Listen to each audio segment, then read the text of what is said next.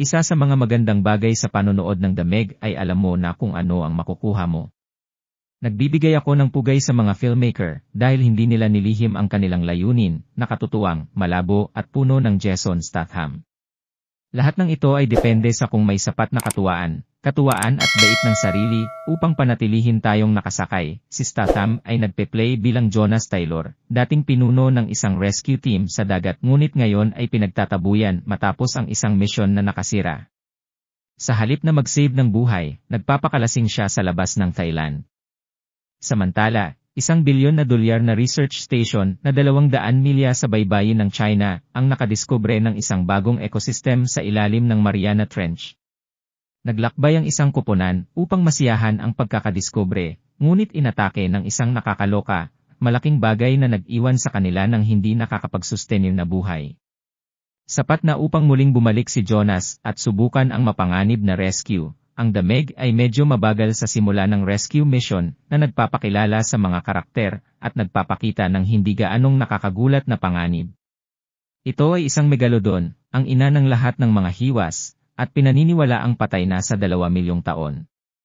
Ang rescue attempt aksidental na nagpalaya ng hindi kanais-nais na bagay at kailangan ng koponan na mahanap ang paraan upang pigilan ito. Ngunit tulad ng sinabi ni Jonas sa isa sa aking mga paboritong cheesy lines, ang Manvias Meg ay hindi isang labanan. Ito ay isang patayan.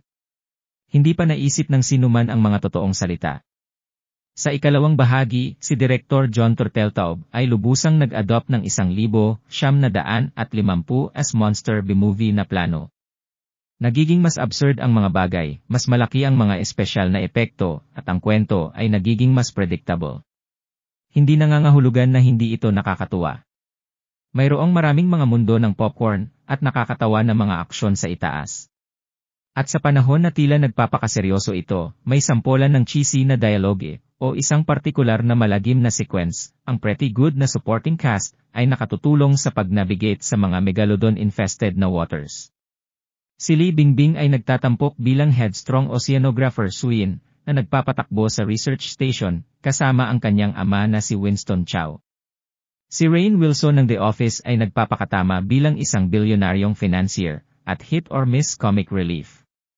Si Cliff Curtis, Ruby Rose at ilan pang iba ay nagpupuno ng squad ng potential shark food, kahit na ang The Meg ay hindi sumabog sa gate nito at ang balance nito sa pagitan ng seryoso at pagiging bait ng sarili ay kung minsan ay off, nagawa pa rin itong gawin ang kanyang nais.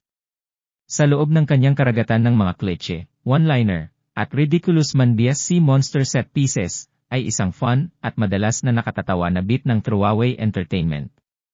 Magbayad ng hindi pansin sa kanyang mga attempts na pakiramdam at romance. Manatili lamang para sa shark at ang kalokohan na nangyayari. Yan ang sapat para sa akin.